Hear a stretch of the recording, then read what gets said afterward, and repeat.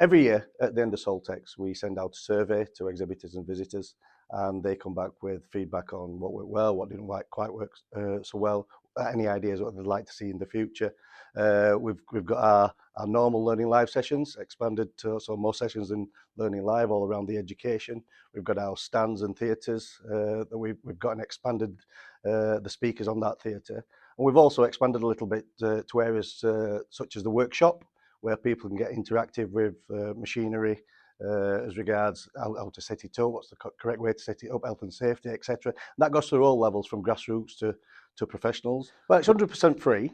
CPD points are available as well. And we want people to go away with something tangible. So I turn up to SALTEX at any level that I work in, and I can go away having learned something or something that they can use immediately in their place of work, whether that be volunteer or professional. Well, the clubhouse remains expanded. We're trying to use the clubhouse more by engaging with the national governing bodies where we have great relationships. James Askell is going to be part of a Learning Live session in and around people skills and high level delivery. He's also going to be there playing a DJ set as well. It was either that or our CEO is an ex-DJ, so I think it was a no-brainer when it came to going with James Askell with that. And then there's an opportunity as well for people to join us at the Atrium Pub afterwards. After the show, we'll be inviting exhibitors over to come and celebrate SALTEX with us. Every time we do a survey, whether it's to our members, whether to the industry, whether it's SALTEX, it's about networking. Networking comes back and features very strongly. It's opportunities to network, and we want to create as many opportunities to network as possible. And if that's your terminology or people's terminology of keep people in the show, yes, we want to keep people in the show because we want our exhibitors to spend time networking with these people. And 80% of the visitors last year were decision makers and buyers. So that lends itself even more to keeping people in the show. We do have little features such as the arcade, which has been promoted recently, where there's a little bit of a softer side and fun and games in and around the show. So we want to bring that to the fore.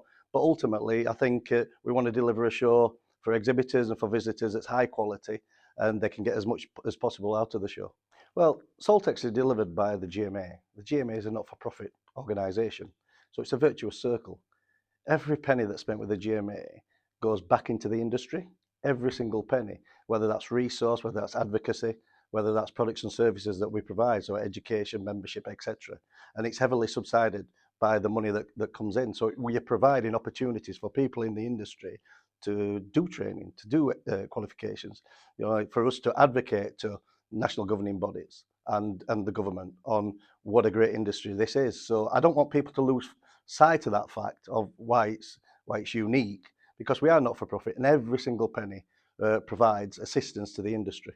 I think we have a strapline called Making Sport Possible, and that's just in a nutshell exactly what it is. We've worked very hard around advocacy with governing bodies and the government to make people realise the details and the hard-working people that are in our industry, and that's across the board. That's not just the grounds managers, that's the companies that provide the materials and machinery within the industry. And I've been at the GMA now 11 years, and I can see great developments in that area. When I joined the GMA, there was no funding from the national governing bodies for anything. We've got tens of millions have been ploughed into our industry because of the great work that the GMA have done from the government and from the national governing bodies of sport, who we have a unique relationship with. So that's got to be championed. Sometimes we tend to look forward, what is the next job, next challenge? But actually, if we look back, there's been great traction made by everybody in the industry, and especially the Grounds Management Association. I would take the word SALTEX out of that. The Grounds Management Association did 2 pilots of GMA Connect last year, one in Bristol and one at Durham County Cricket Club. We will be expanding that to 6 events next year. So it's definitely not SALTEX orientated. We'll be providing talks in around education, training, our other products and services. SALTEX is very much going to be SALTEX in the future, and SALTEX is very much here to stay. Well, in order to answer that, I think you've got to go back. And if you go back to 2015, 2016, 17, 18, and where we came from, which was Windsor Racecourse, to where it is now, the show's always evolved. It'll continue to evolve. to sit here and tell you what it's going to be like in 28, 29 is very hard work, because if we continue to do what we're doing, is actually reach out to exhibitors, reach out to visitors, reach out to the industry and ask them what they want, we're always going to provide a show that they want. And that's what we did 70 years ago. That's what we did 10, 15 years ago. And that's what we'll continue to do. So I hope that answers your question, but the aim is to give the industry what it wants. We wouldn't just look at the members, we look at the industry. You know, our members are very important to us, and so is the industry. So anything that benefits our members and the industry and as a whole is something that we'll look at, and we're continually to look at, and we're continually open to any partnerships that will benefit the industry, but they've got to benefit the industry. And we want to join up with partners that are very much forward thinking, have the industry very much at heart, and first and foremost, very much at the heart. So we wouldn't rule any partnerships out going forward. Now, we have really strong partnerships with the Football Foundation, the national governing bodies of cricket, football, rugby league, rugby union, bowls, croquet, hockey, UEFA, FIFA. It goes on and on and on. So we'll always be expanding to partnerships that benefit the industry. Those names that I've just told you, those bodies I've just told you, have all benefited the industry because they've brought understanding and funding back into the industry. We'll continue to do that, whether it be SALTEX or any other products and service that the GMA has. Well, from a visitor registration, the last time I had a report back, we were 10% up on what we had, and we had over 7,000 last year. So you're probably looking at pushing the 8,000 mark over 2 days, which is a good numbers. When it comes to exhibitors, we just want to make sure we've got quality over quantity. At the end of the day, we want it to be a place to do business.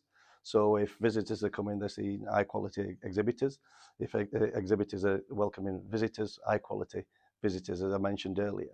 80% of people that visited last year were decision makers and people that could make decisions on purchasing, and we want to keep that show. Add to that the relationship that we have with the national governing bodies.